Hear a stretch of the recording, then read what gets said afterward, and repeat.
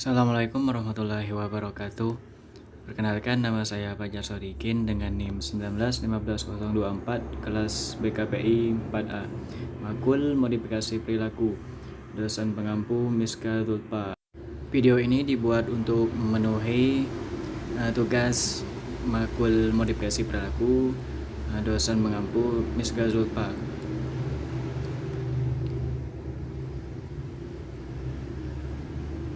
Baiklah, di sini saya akan menjelaskan tentang sejarah modifikasi perilaku. Modifikasi perilaku adalah suatu bentuk perubahan karena adanya upaya modifikasi. Modifikasi perilaku merupakan pokok bahasan dalam lingkup psikologi yang memusatkan perhatiannya untuk menganalisis dan modifikasi perilaku manusia.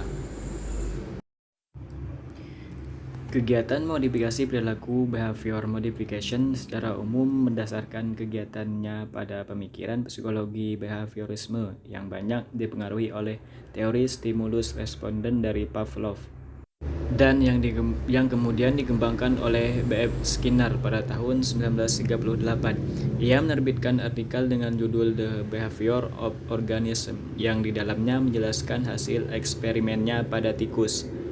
Atas dasar hasil eksperimen tersebut, ia memperkenalkan konsep dan prinsip operan conditioning yang merupakan hal baru yang sebelumnya hanya dikenal responden conditioning dari Pavlov, Martin, dan Peer 1999. Kemudian pada tahun 1953, B.F. Skinner juga menerbitkan buku dengan judul Science and Human Behavior. Dalam buku ini, ia menjelaskan penerapan prinsip dasar behaviorisme dalam kehidupan manusia sehari-hari. Psikologi behaviorisme memandang bahwa perilaku manusia dipengaruhi oleh lingkungannya dan atau akibat dari perilaku itu sendiri. Mekanisme hubungan antara perilaku manusia dengan lingkungan dan konsekuensinya inilah yang mendapat sorotan utama. Psikologi behaviorisme. Psikologi behaviorisme memandang bahwa perilaku behavior manusia dapat diubah atau dimodifikasi dengan memberikan stimulus dalam lingkungannya. Prinsip inilah yang kemudian menjadi dasar kerja modifikasi perilaku. Lingkungan yang dimaksud adalah segala sesuatu yang ada di sekitar seseorang yang mempengaruhi perilakunya. Objek seperti manusia, benda, dan kejadian yang membuat perilaku seseorang terpengaruh disebut stimulus atau rangsangan.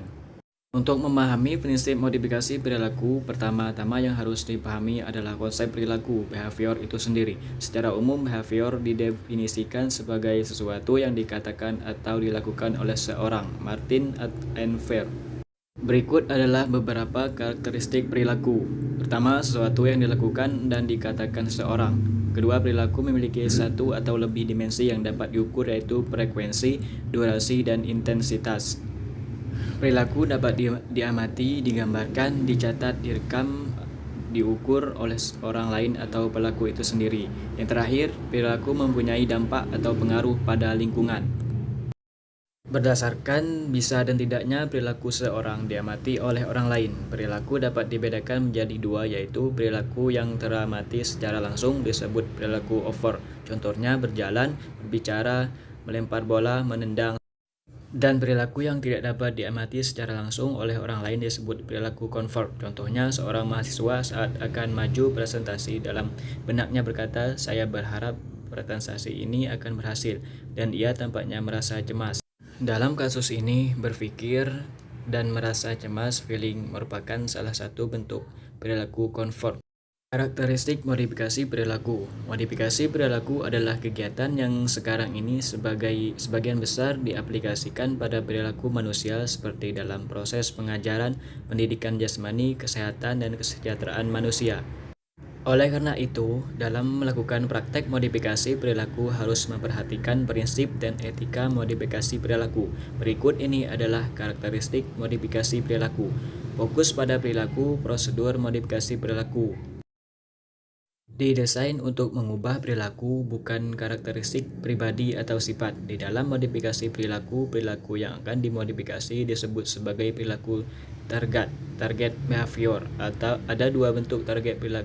Perilaku. Yang pertama, behavioral excess adalah perilaku target yang negatif tidak layak yang ingin dikurangi frekuensi, durasi, atau intensitasnya. Contohnya perilaku merokok. Yang kedua, behavioral deficit adalah target perilaku yang positif, layak, yang ingin ditingkatkan frekuensi, durasi, atau intensitasnya. Contoh, perilaku gemar membaca. Prosedur yang digunakan berdasarkan pada prinsip behavioral principles, prinsip dasar dalam modifikasi perilaku. Yang pertama, reinforcement, kedua, extension, yang ketiga, punishment. Yang keempat, stimulus kontrol, dan yang terakhir, respon dan conditioning. Baiklah, hanya itu yang dapat saya sampaikan. Terima kasih atas perhatiannya. Saya akhiri. Wassalamualaikum warahmatullahi wabarakatuh.